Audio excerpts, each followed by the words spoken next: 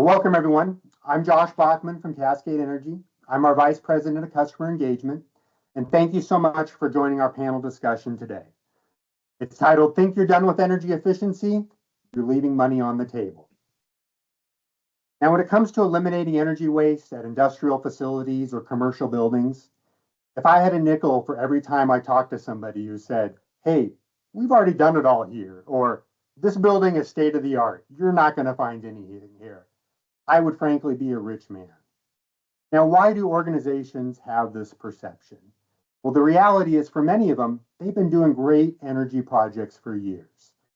Maybe they've replaced their lighting, or they've retrofitted motors with variable frequency drives, or upgraded their control system in their building. They've made these investments and they think, hey, we're there. But the reality is that energy efficiency is not a one and done project. It's a continuous process that when done right, you are always finding opportunities to eliminate energy waste, to save money, and to reduce emissions at your buildings.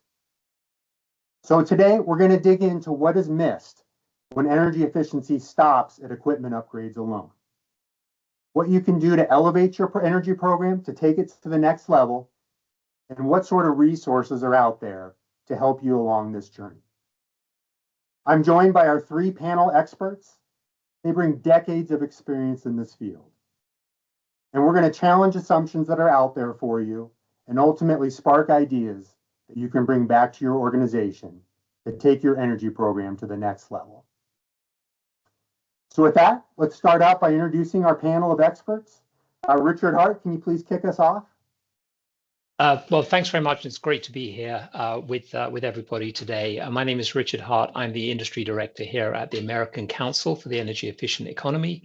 We are a nonprofit that's focused on removing energy waste from the US economy. We work across multiple sectors, from buildings to industry to transportation. And we think about how do we create policy that sets the table for success? How do we consult with utilities and organizations to create great programs? And then how do we really spark technology markets to get great products out there? And for my background, for many years, I was an energy management coach and a program manager, and I've been to hundreds of facilities and seen the opportunities for energy efficiency as Josh was describing. Thank you for joining us, Richard. Joe, can you go next? Sure. Joe Mihalcik. I'm actually the chief engineer at a 1 million square foot facility for a major healthcare insurance provider outside Hartford, Connecticut. I've been in the industry for about 40 years. I've been doing energy management for about 35 of those years. And I'd like to consider myself as being in the trenches in the energy and building operations world every day. Awesome. It's fantastic to have somebody from industry here. So really appreciate you joining us, Joe. Zach, take us home, please. Hey, everybody. My name is Zach Podell-Eberhardt, and I'm the Director of Strategy and Products at Cascade Energy. Cascade provides energy management and decarbonization solutions to utilities, corporations, and municipalities. And I lead our product strategy here at Cascade, as well as our software product management group. I worked at Cascade and in the energy management field for over 15 years. And in this role, I've designed, deployed, implemented energy management programs and software for utilities and our corporate clients. One of my interests really lies in this notion and nexus and challenge of turning ad hoc energy projects into a true culture of energy management and all the systems and processes that need to get in place for that to occur. Fantastic. Little background on myself. I've been in the industry for about 25 years. Started out at Cascade as an engineer doing energy audits and energy studies, later managed that group, and now I'm responsible for business development and sales here at Cascade. All right, let's get to it. And we're going to get right after it. So, Richard, this first question is for you. When energy efficiency efforts are focused solely on technology and equipment upgrades, what gets left on the table? Well, this is a great question. I mean, the key word in your question is focus. So what we've seen, I think we have on the audience here today, we have some people from utilities, we have some people from large organizations. On the utility side, many utilities focused on lighting as being an amazing gift for energy efficiency, but then they got overtaken by standards and now they can't rely on that anymore. And many facility operators found, okay, we've invested in various pieces of equipment, and we're not getting the savings that we were expecting. And then finally, I think people are seeing that relying exclusively on technology and equipment replacement can be risky if budgets don't pan out. And we're in a period, I think, right now of great budget uncertainty in many organizations. And so in response to that, we've seen a variety of organizations say, look, we have to get our handle around energy management as a practice. We saw that the Department of Energy and the EPA launched the Energy Star and Better Buildings, Better Plants programs for exactly this purpose. How do we share best practices, develop KPIs that we can use, and then set goals against those KPIs? There's no question that CapEx is a necessary component of all of that. There's no substitute for some equipment replacement, especially when you might be looking for really deep energy cuts. But we need to have a program in place. And we've seen also utilities step up and say, look, let's have energy management programs to bring people together in exactly the same way that we saw at the DOE and EPA. And lastly, I just want to mention, we're really facing three macro trends that will determine how people are able to deploy technology and equipment. So the first is there's significant load growth in the electricity sector, and people are thinking, well, how do I make investments in that scenario? There are forecasts potentially of rising natural gas prices. So EIA is looking at potentially $5 an MMBTU coming up, which is a historically high number towards the end of 2026. And for many organizations, there are looming 2030 or 2035 decarbonization targets. So this mix of challenges, again, suggests a more holistic perspective on energy management. Got it. Interesting. Zach, please share your perspective. Yeah, I mean, thanks, Josh. I think about this from the life cycle of any given specific energy efficiency project or action. And buildings and factories are dynamic. So it's rare, or I'd argue impossible, that an efficiency project is truly going to achieve long-term results with a set it and forget it mindset. So I'm a numbers person, so I'm going to frame up an example with some numbers here. So think about a maintenance supervisor who installs a project that saves 10 kilowatts year-round. If that project persists through 2050, which is entirely reasonable in an industrial facility or commercial building, the life cycle impact from that relatively small change is going to be about $200,000 of energy cost savings. But let's say the maintenance supervisor gets promoted after 6 months. After his departure, a key set point or schedule changes. Nobody knows why. Nobody knows who did it. Doesn't matter. And the savings are lost. So the savings for those 6 months were about $4,000. So $196,000 is at risk here and potentially lost in that difference between a 6-month project and a 25-year project. And every single energy efficiency project faces that challenge. So instead of these ad hoc project level tactics, it makes sense to apply a more holistic management principle and continuous improvement principles to help these savings persist and grow. And that's what we know as energy management programs. It's putting the systems and processes in place to make sure we save $200,000, not $4,000. Joe, I'm wondering from your perspective, you've been in this industry for years. I'm sure what Richard said about some of the challenges around budgets for capital upgrades and uncertainty is something you've wrestled with over the years.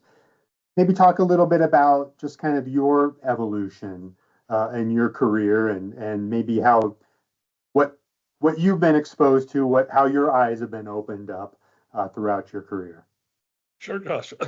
So I've kind of lived the lighting upgrade, replacement RTU, that low hanging fruit, right? Which everybody should do, because especially if you're working with a utility and you're getting incentive, there's money on the table, so you most certainly take advantage of that. Being from my background, being in the building automation industry, retro commissioning is a big thing today, right? So retro commissioning is a big thing in the energy world.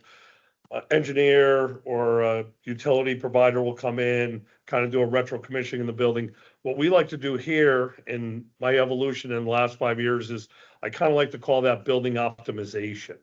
And really what happens from there is you do a retro commissioning project. And as like Zach says, you change set points, you make some modifications, and then maybe the building engineer leaves or something else happens. So what we like to do here, and what I'm a firm believer is constant, I'm going to call it constant retro commissioning or constant building optimization. So you could always build on that retro commissioning, but there's always something in a building that you can optimize.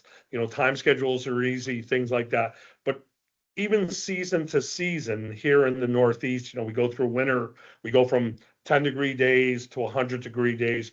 There's always something to optimize, and trying to, you know, taking advantage of that and documenting that, I think is very worthwhile. Got it. Yeah, I think one of the reasons that energy efficiency doesn't stop with equipment upgrades alone is because, you know, one, there's that human element, of course, involved with how you run your equipment. And to your point, Joe, all these buildings are dynamic environments, whether, you know, it's changes in weather that happen seasonally. Maybe if you're in a manufacturing facility, changes in what you're producing, changes in customer requirements. That dynamic nature is always generating opportunity, can be generating backsliding in energy performance or generating new opportunities to save. All right. Can I add next, something to the go ahead. this, Josh? Yeah. One of the things that I think that builds on what Joe was saying is I remember being in a large injection molding facility, and they were heading into a shutdown. And as they started shutting down the injection molding, and they had some blow molding equipment, they started shutting it down. And the facility manager noticed that in order to keep pressure in the line as they were shutting down, they pretty much had an entire compressor that was running against leaks. Mm-hmm. So as they were shutting down equipment, they still had one of these compressors running, and it was all it was doing was running against leaks. So it's exactly what you were saying, Joe, about a constant need. It's kind of like painting a bridge, right? You start at one end, you get to the other, you got to go right back to the beginning, right? And so one of the things is, as this facility, the reason this even came up, particularly in this particular facility, was we're thinking of replacing a compressor. So now the question is, wait a second, is it cheaper to fix your leaks, or is it cheaper to install a brand new compressor?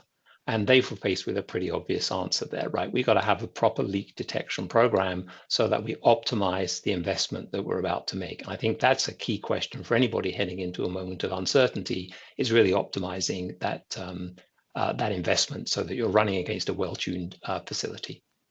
Absolutely. Zach, this next question's for you, and it builds on a lot of what Joe and Richard said there.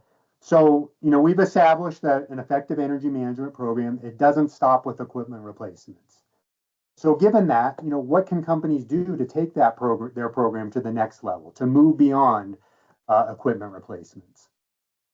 Yeah, I mean, I'll just piggyback on what Joe was saying about continuous optimization. And what I've seen working with a number of clients is that energy efficient performance will always erode without an effective energy team to detect backsliding, identify the source, resolve the root cause, and be in that continuous improvement mode. It's just entropy. That's what happens. And so for an energy team to be truly successful, they need to turn energy management from a flavor of the month project that is sort of the, you know, talked about, you know, once a year, for example, to an ongoing consistent priority. And so what does that exactly look like? So I'll share a few markers we've seen of energy management shifting from a flavor of the month to a real culture of energy management. So how do you define a culture? That's sort of hard, but here's some ways that I would define it. So one is when stakeholders from boardroom to boiler room gain role appropriate expertise, training, and continue to learn from peers and outside experts on continuous improvement and energy improvement.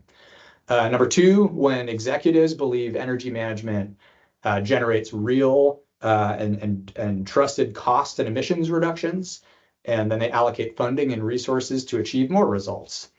Number three, when the organization establishes energy waste reduction targets and recognizes those who hit those targets and then identifies and supports those who might be off track. And just as one quick example, so last year we co-presented at a conference with US Foods, the food service company, about their successful persistence program within their broader energy management program.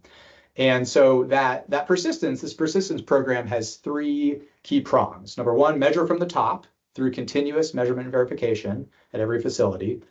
Number two, validate from the bottom through persistence checklists to make sure the individual schedules, set points, et cetera, are in place. And then number three, train your people, especially when people move between roles. And so based on those three prongs, this persistence program alone had a $1.4 million energy cost savings impact over 3 years.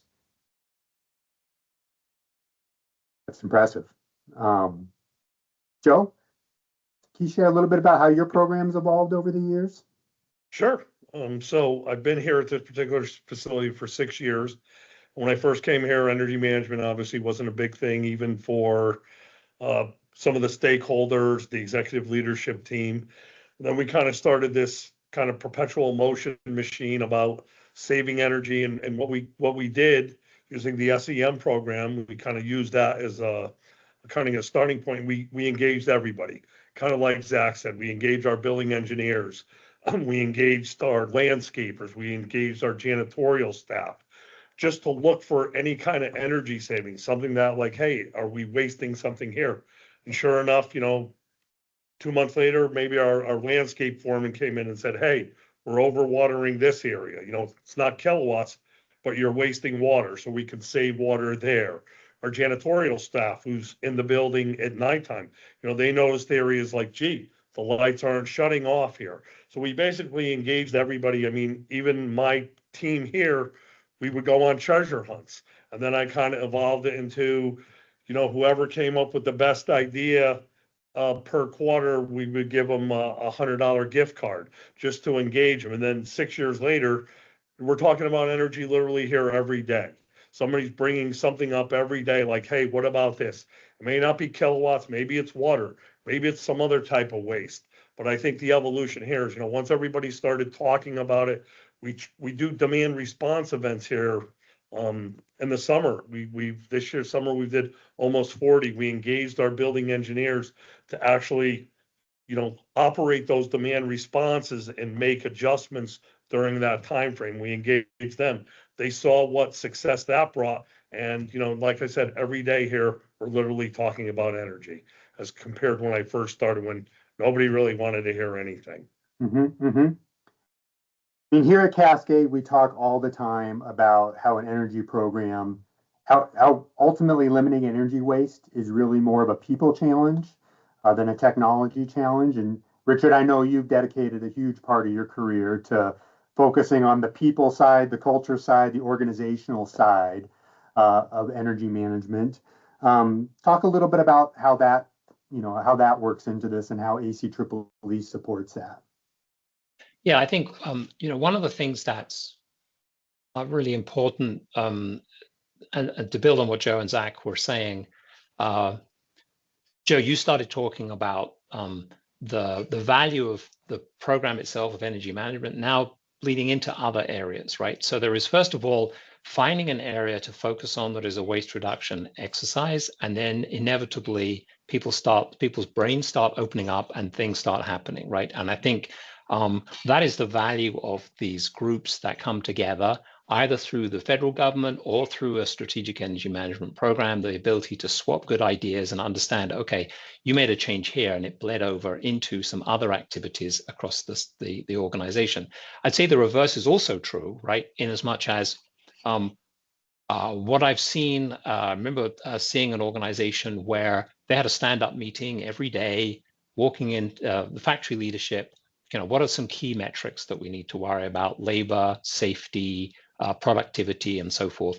And there was no energy component in that meeting. They added energy to that meeting. And then they started seeing that actually, when they started looking at energy metrics, it led into lots of great discussions about, if we do this to save energy, there is a great safety outcome associated with this. Or if this piece of equipment is running better, boy, are we going to see great productivity. Or if we can do this project, we can actually keep our organization under the limit of a demand ceiling that perhaps the utility has provided to us. And so you start seeing great opportunities to leverage energy management into a variety of different benefits for the organization or for a particular facility. And I think, Zach, that is why the organization that you mentioned earlier saw those savings, is because they saw great benefits in terms of just ongoing operations of these facilities in an efficient and productive way. One of the ways that you can sort of take this to the next level is the 50,001 standard. And I think it's not for everybody, but directionally it helps you see, look, if I'm just going to check in and look at the 50,001 standard and say, wow, there's a lot of different pieces here that come together for this to be effective. Just even looking at it can help you figure out, okay, well, there are some spaces in what we're doing. And to your point, Joe, it could be, you know what, there are groups of people here that we haven't included. Or to your point, Zach, there is a KPI at the board level that is really important that needs to be folded into this discussion. And so there's a 50,001 Ready program, which is a self-certification program. And it's a great place to look as kind of the gold standard. You might not be ready for it. Let me just give you some examples of people who've been in that program. So Polaris is a sports vehicle maker. They're in Huntsville, Alabama, and they saved more than 3.5 million kilowatt hours. And most of that, 70% of that, came from operational changes. And that led to like $860,000 of savings and a whole bunch of utility rebates that came along with that, which is super helpful. There's another company, Adtran. They're a computer networking company. I'm sure most of us have never heard of them. They saved more than $280,000 in an HQ building, and it's all through operational changes. And these are all available public. They're public case studies you can look at. But the point is, by moving through this in a systematic way, these organizations saw substantial savings. And even if you're not ready, you can go to this 50,001 Ready website and just look it up and say, you know what, there are 10 things I'd like to spend a bit more time on that are going to deliver great savings to my organization. I loved what you said there about like the additional benefits of energy efficiency. I think that's really key for the folks that are listening in today. To think about what those are and how you add those to the framing of the projects that you're looking to do. I mean, the unfortunate reality is we see projects all the time that have incredible economics. They deliver an incredible return relative to the investment, and yet they don't move forward. And often that's because they aren't connected to that company's, to those priorities. So what can we do to take this great energy project that has great economics and try to find those other benefits that do connect to the leadership priorities? That's really key to often getting these projects off the ground. And Zach, I'm wondering from your perspective, you know, when you think about some of the additional benefits from energy efficiency, what comes to mind for you?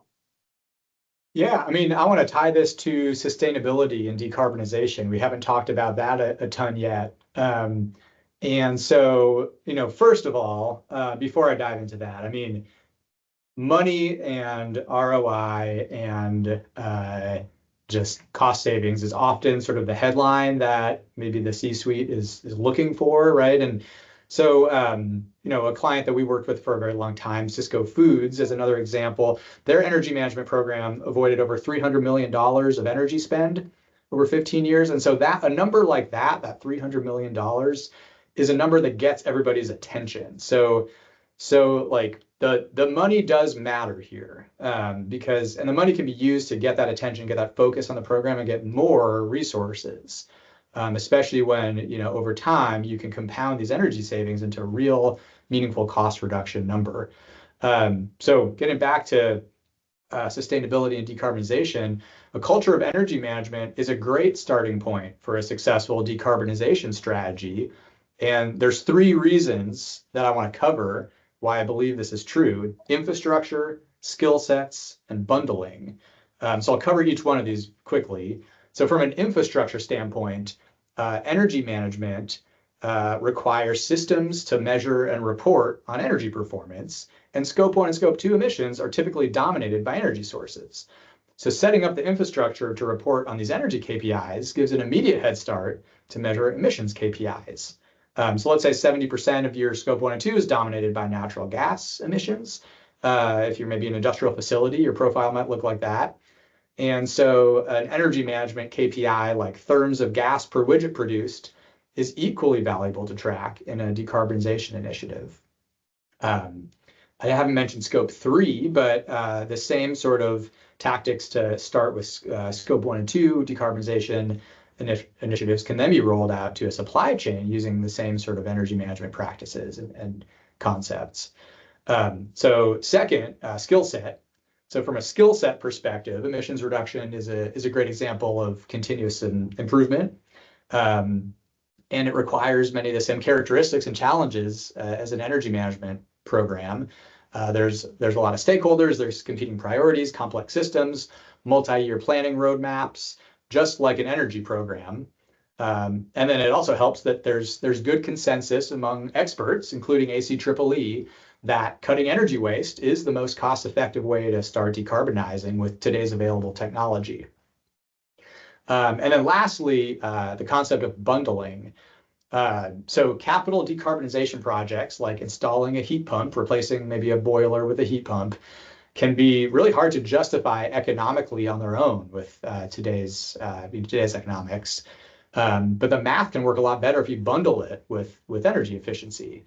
And an example of that looks like maybe focusing first on how you distribute and use heat in the facility, so you can right size any big heat pump investment. And so, that might take a little bit more upfront work to do that engineering analysis, do that pinch point analysis. That might look expensive now, but it's going to be a lot cheaper than running a oversized heat pump at 60% capacity for 30 years over the lifespan of that equipment. Well, I've got one more question left, and we're going to have time for folks out in the audience to ask questions. I'd love for you to put questions in the chat. That's sort of the easiest way for me to ultimately deliver those to our panel here. So I'm going to ask this next question, and would love to see you all put some questions that you have for our panel in the chat. So Richard, we're going to go to you first on this one. Talk about some of the resources that are out there to help folks, whether they're in that initial step of their journey or have been doing this for years. I'm going to start actually by building on something that Zach was just saying. Many organizations are in some kind of supply chain with a large organization that has a major commitment to an outcome, a certain 2035 or 2050 goal that's around carbon. If you're in that supply chain, what we've seen actually often is that the supply chain lead has plenty of resources at their disposal to help you with your journey. Many of these large organizations have set up a kind of a scope 3 program to support, and the one that I think gets a ton of attention is Walmart's Gigaton initiative, but that's a global initiative, and not everybody on this, most people on this call are in the US, may not be in Walmart's direct supply chain, but there are organizations just like that. Target has similar things. Other sort of leading manufacturers in the food and beverage industry, for example, have got this kind of thing. And I'm sure, Joe, from your perspective, you've reached out to providers and said, look, here at Signal, we have a whole program, and we need to make sure that people are following up and providing us with the kinds of equipment that is valuable, and sort of providing some requirements and some consulting almost to vendors on, here are some things that we need to get from you in order for you to be able to bid into the kind of work that we have. So that's one resource, is kind of at the top of the supply chain. I think I've mentioned 50,001 and 50,001 Ready. So these are kind of public resources that are available to you for nothing. Utilities across the country have just got amazing programs. I think we're also seeing funding at the state energy office. So people are not necessarily familiar with all these great programs that are offered by states independent of utilities. Pennsylvania just wrapped up a $400 million grant program. Colorado has a big tax credit and a grant program that is still in progress. California has a program called FPIP that's been successful. There's a variety of states that have these great programs that you can tap into, as well as utility funding, right? So these help you many of them have very specific energy management components to them. It's not just here's a grant to make some money. It's like show us the sort of energy management piece up front, and that gets you access into the grants that are available. I'd mention also universities have the industrial training and assessment centers. I think Cascade and many other people in your role are stacked full of amazing graduates from these programs, and these people are really well trained in coming into your organization, helping. Also totally free resource, and these people are increasingly trained on how to do energy management on top of just finding specific issues. And then lastly, I'll just point to two things, and I'll drop them in the chat for this call. ACEEE is part of something called the Industrial Heat Pump Alliance, and the Industrial Heat Pump Alliance is really a resource for people who, as you were mentioning, Zach, are interested in how do we move forward with a large heat pump project. And there are many steps and kind of an energy efficiency question or design beforehand that sort of maybe de-steams some of your facility or reduces some of the heat load is important. And that another organization that's part of us of the Heat Pump Alliance is the Renewable Thermal Collaborative, and that's a buyers club that I think can be very helpful. So I'm going to drop links to both of those into the chat for this call. Joe, what resources have you leveraged over the years? So I think one of the biggest resources for me being in the Northeast and electric utilities such as Eversource, Mass Grid have been wonderful to work with. I mean, they're heavily incentivized. Developing a relationship with them, I mean, is wonderful. From my standpoint, going to the utility with a custom project. I really like custom projects, right? Everybody does the blueprint energy, give me so much, money per ton, but really going to the utility, engaging the utility with custom projects, projects that are outside the box. And the utility here in the Northeast have been very, very receptive to, working with us and creating an incentive for those projects and kind of working together, really to the point now where they're kind of coming back to us every year like, hey, what's the cool thing you guys want to do this year? So the utility's been very good. The building operator certification program is a wonderful thing for building engineers. I have staff of 15 here, and we've sent them through there and just enlightening them a little bit on energy efficiency and education has been wonderful. And actually here in the Northeast, we've worked with the utility, and the utility actually is paid for a portion of that building operator certification. So actually with the state of Connecticut, we've actually trained some of our guys here and paid no tuition. So just really engaging the utility, building, engineers, mechanical engineers who are, maybe specifying a system, engaging them about energy efficiency, on a new project, because sometimes that's overlooked. But we had a lot of great success with the utility engineers, and then, like I said, training our staff, Josh. And the reality, Joe, that we often talk with our clients about with like utility programs is this is your money.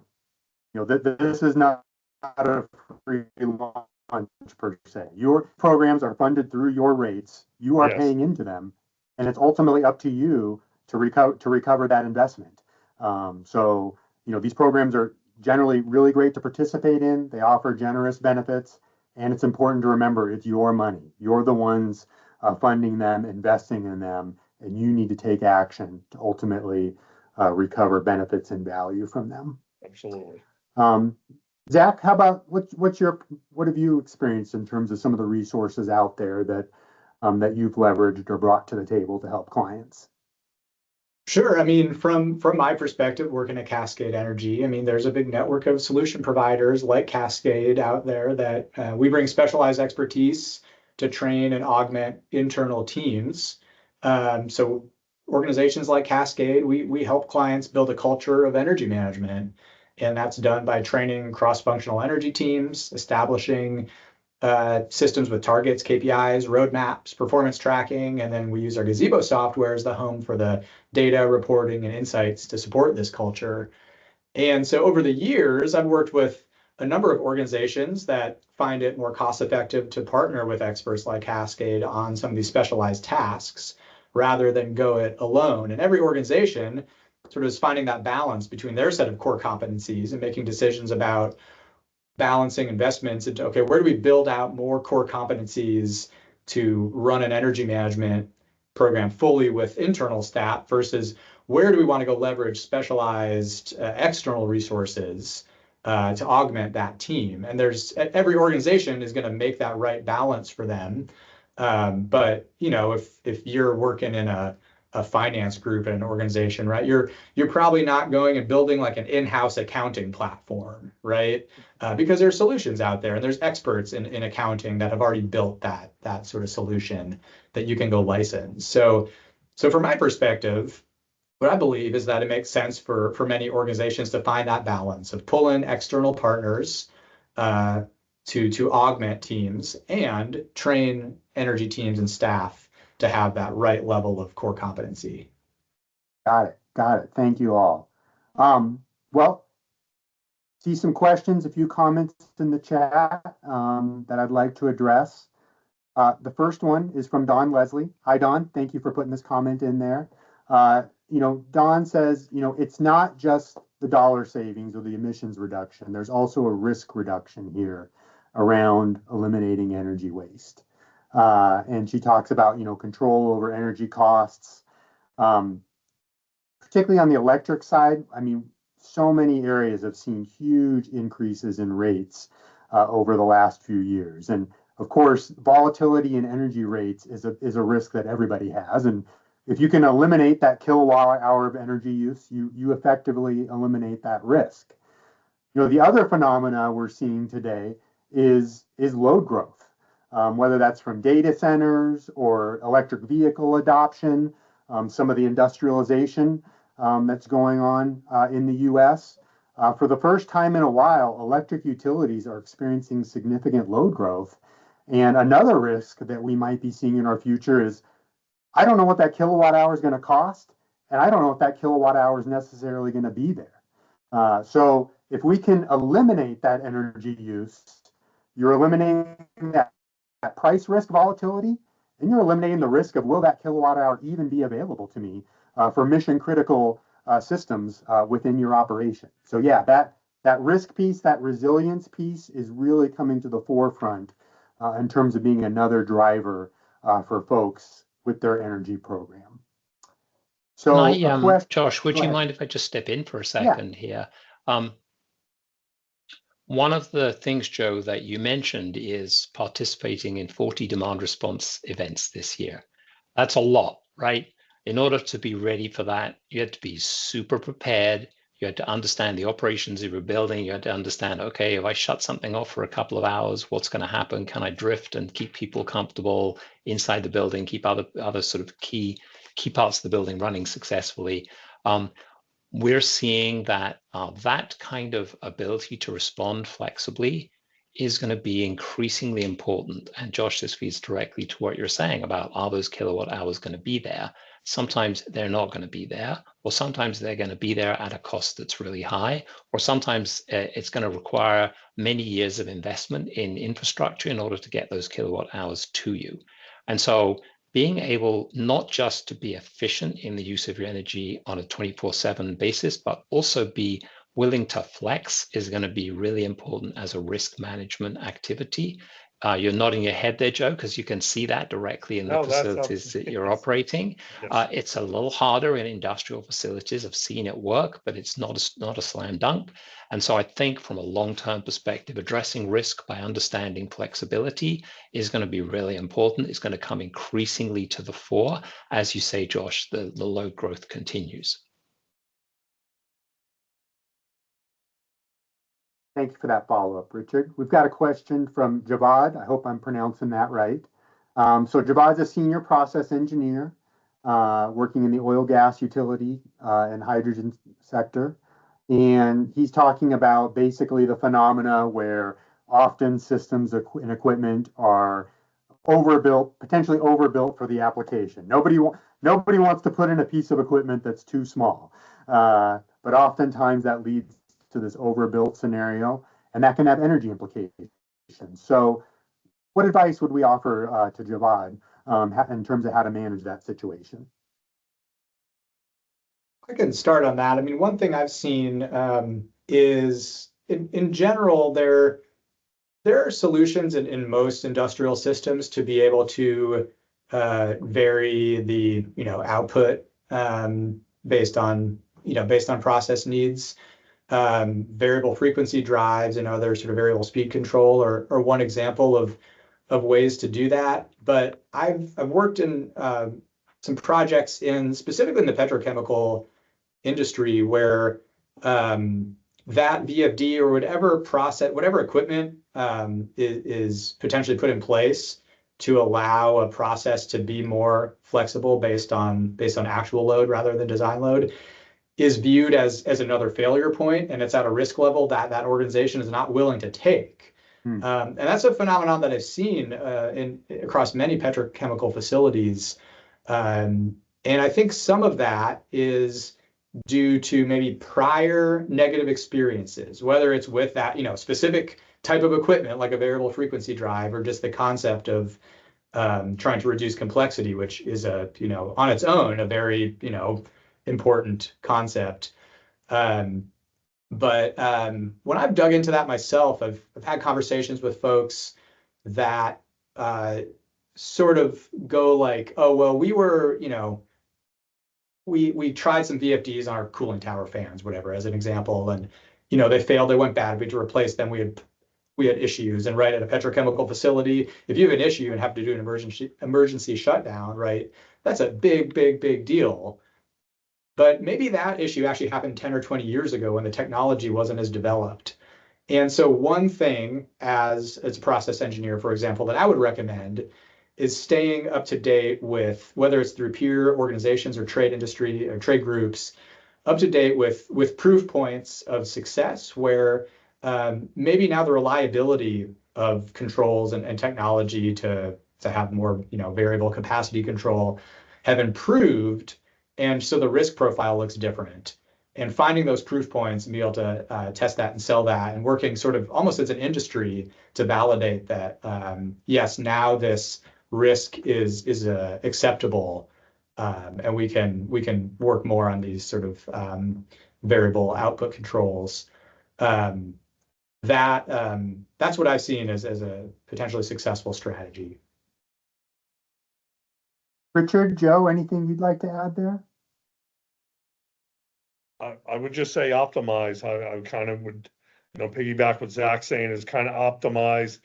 I've been in similar situations where like a piece of cooling equipment might be too large. I've actually gone to the utility and, project we did here is we actually went to a smaller piece of equipment and actually incentivized it through the utility because we were saving the electricity by reducing the larger piece of equipment. So, optimize, think outside the box, whatever way you could get there, most certainly would be a success. I'll just add one of the things. One of the pieces of research we were looking at is exactly this question about how to size equipment as it comes in. And one of the questions to ask is, what are you asking each piece of equipment to do? And does it need to provide a level of service across the entire scope of the facility? And if you can think of an air compressor, which is trying to provide a certain pressure of compressed air across an enormous line, where the very tail end of that line is the point that is driving the action of that compressor all the way back into the engine room.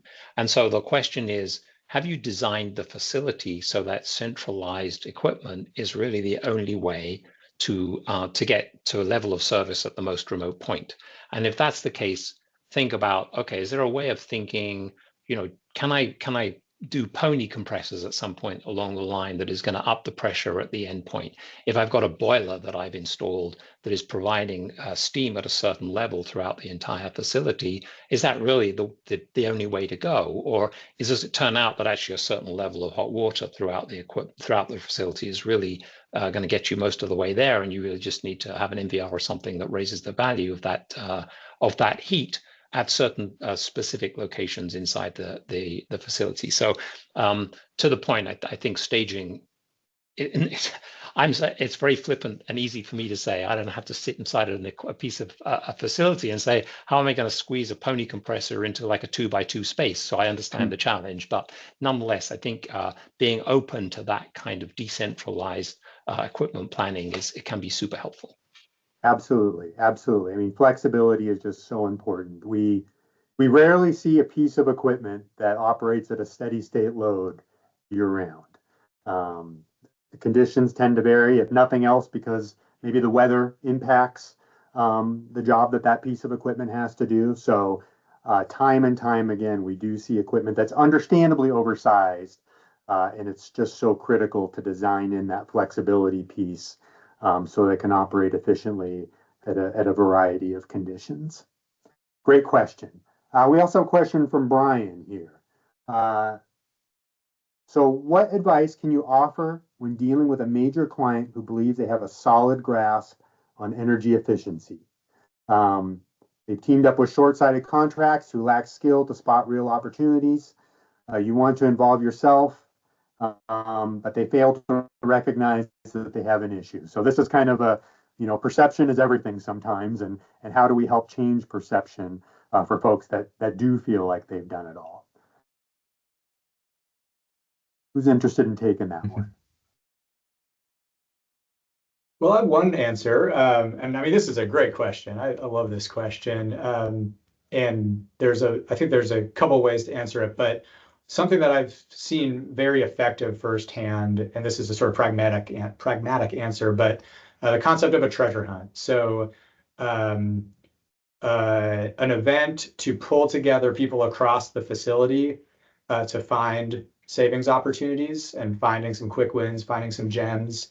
I've seen that treasure hunt really sort of like flip a switch in people's head. And the main reason that it's not, me, an outside expert, coming in and telling somebody what they should do. In this situation, that's not going to be effective. The benefit of a treasure hunt is pulling together people from across different groups in an organization to think about how they're using energy in different ways and go finding some grassroots opportunities. And then that really can start, that's a key step in building this culture and thinking, okay, well, maybe we've done a really great job so far. We've done all these things. We're right on track. But actually, like, our production team has these other great ideas. And if we do these things, that actually unlocks these other benefits. And so I've seen that concept of a treasure hunt be super valuable to get that sort of mental switch in from, oh, we've done it all, to, oh, we've done a great job and now we can do more. Yeah, I would agree with Zach. I mean, there's always something more to do. Quick story here at this particular facility. We kind of thought we did it all. We were talking among some people who had been in the building for a while. And this building was built in 1955. And lo and behold, the building was actually served by 21 wells way back in the 50s. We're like, hey, where were these wells? Well, come to find out, our cooling tower is located some 1,500 feet from the building. Lo and behold, there's a well right next to our cooling tower. So we actually put a little project together to tap the well, check the well, and actually today, as I speak, annually we supplement our 5 million gallons of water from our cooling tower. We supplement that 50% of it with well water. And it was a project that evolved over the time, but how cool was that? Something just kind of coming up with the idea, hey, there were wells out there, and lo and behold, there was one there. So just kind of thinking outside of the box. I like to prove people wrong. So when people say, hey, we've done it all, I'm kind of like, I don't know about that. So just kind of sticking with it and just thinking outside the box. One thing I would add to that, Brian, I love the question. And again, time and time again, I hear we've done it all, or we're doing great on energy. So when somebody says, Josh, we're doing great on energy, my next question is, how do you know? What are you looking at? What is telling you that you're doing great on energy? Can you tell me how each of your facilities is doing on energy right now? Who's responsible for energy in your organization? What are your goals on energy? I mean, these are like management 101 questions. If there's nobody responsible for it, if you don't have a goal, if you're not measuring it, are you doing well on it? If it's energy, production, safety, whatever it may be. So yeah, we get that question all the time, Brian. And I like to ask, how do you know? How do you know that you are in fact doing so well on it? And let's hear what they have to say.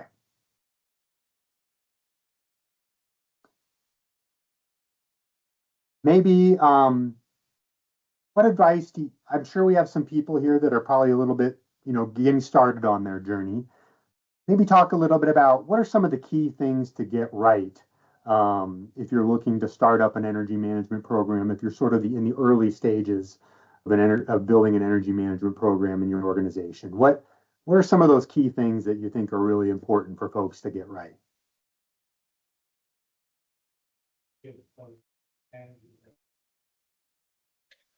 What I've noticed, Josh, I'll just jump in here. I'm sure Zach and Joe have got many ideas bubbling up. Accountability is probably the number one thing, and so what we've seen is some kind of leader that you feel has credibility and ideas and energy to emerge in the organization. I'm looking at you, Joe, as being a classic example, right? Somebody who everyone says, okay, Joe knows his stuff, right? So don't, if he says it's a good idea, it's probably a good idea. He's been in this building long enough. He's been in the world, in the trade long enough. He knows what's going on. So credibility and energy and experience are really important here. And then the second thing is, to your point, Josh, how do you know? So what are you measuring anything? Are you relying on like the rearview mirror look of bills, or have you got something else that helps you understand in more real time so that you can respond effectively? Yeah, I think, Joe, you were talking when we were preparing for this webinar about using a system that gave you long-term, like really quick understanding of energy management. I think it's the gazebo system that you had mentioned, and that gives you an understanding of kind of hardware projects are going to go, and you can get a real-time view of things like that. So any kind of sort of measurement system seems absolutely critical. Like, if you're doing anything in any kind of initiative, you're going to have an accountable person who's got good metrics. And then with those metrics, what are the goals, right? And we've seen the Better Plants and the Energy Star programs at the federal level are all about that, right? They're who's got the responsibility inside your organization, what KPIs are you using, and especially if you can get into cross-industry, cross-company KPIs that are well understood across the industry, super helpful, right? Like in the building space, a portfolio manager gives you some perspective on this, and that helps you. But then there are some deeper dives that you can go into, or other KPIs, and then set a goal, right? Especially if that goal is aligned with some kind of strategic element that you were talking about, Zach. Of, we got to decarbonize by this time in order to meet an international standard that we've set, or in order to comply with our customers' requirements, right? So accountability, measurement, and goal gets you a long way. And then, Joe, you mentioned having a great team. So that's the third piece that has to come together. Yeah, I mean, I think the thing is, right, start small, set some small goals, and then build confidence. When I came here, nobody knew I was in the energy field for 35 years. So we started small here. We set some small projects. We were successful. They were wins. And then, kind of went in front of the executive leadership team, kind of built confidence for us. And then it just kind of steamrolled from there to where we are today. So, having those early successes and building confidence, don't jump on the big ship right away. Start small, get a lot of wins. And then before you know it, people will kind of be looking towards you. And, that's what I would say. That's kind of how it worked here. I was going to say the exact same thing, and celebrate the wins, and there's a story to be told with those wins, right? And so make sure to tell the story and tell it loudly internally and even externally where appropriate. Yep, absolutely. Toot your horn for sure. I mean, in my experience, the number one indicator of success is leadership support. So I like to say leadership support, you either have it or you don't. So, don't overlook that piece of it. Again, we can often get focused on, what's the technology that we're looking at? What's what is the financial outlook for this, but you need that leadership support, right? There's only so much capacity to focus on so much within an organization at any given time.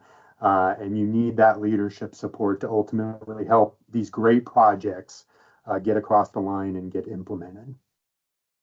Maybe to finish things out, we could talk just a little bit more about kind of that measurement piece, because that's something I think people are always looking for, like, you know, how am I doing relative to my peers? How can I better understand what my performance is? It's such a tricky thing with energy, because energy, frankly, it's invisible. You can't hold it. So what advice, what resources can we share with folks about that measurement piece? I can start here. I mean, there's a number of benchmarking resources out there. There's obviously a lot more in the commercial building space, like Energy Star Portfolio Manager, but Energy Star for industry also has good benchmarking solutions, and so that's worth checking out. I'm a big proponent of establishing the systems and structure to measure continuous improvement, so essentially benchmarking a facility against themselves, and then the conversation turns away from, are you better or worse than this peer facility? Because then the problem is, well, not the problem, but what I've often seen is then, you know, facility A says, oh, well, we were built in the 1950s. There's no way we're going to be as efficient as this new modern facility. So you can't compare it. But benchmarking against yourself, essentially, then the conversation becomes, oh, well, we are now, you know, 10% more energy intensive. And then this other facility, they've only improved, or less energy intensive, sorry. This other facility has only improved 5%. So it becomes more of a benchmark about improvement. How much have you improved compared to your peers? And I love that sort of reframing of how much can we improve based on our baseline. Mm-hmm. Let's do better than our peers. And to do that, it's hard. I mean, at Cascade, we use the Traction Enterprise Operating System. So I'm familiar with this concept, and every organization has some sort of management system, right? And that management system, like in Traction, there's a focus on numbers and scorecards. So what's the number? And I think it's really important that energy is part of that corporate scorecard, right? Like, what's the number that everybody agrees on is how we're measuring energy performance, and getting that higher and higher in the organization. I don't think the CEO of most organizations are going to look at a dashboard every morning about how energy intensity is looking. Like, that's not really realistic in most organizations. But maybe somebody should look at that every week. Maybe the CEO wants to see it once a quarter, for example. And we've seen that build over time at organizations we worked with, where as we build that sort of trust in the numbers, because the numbers are timely, they're accurate, they're believable, they're correct. We've seen many organizations go from skepticism and how we're doing this tracking to now bonuses are getting paid on energy performance. And that's when that's a key indicator of energy culture, right? If people's variable compensation is tied to energy performance, then that's a meaningful element of building a culture of energy management. And you need those systems to measure data, to measure performance in a trusted way to enable that.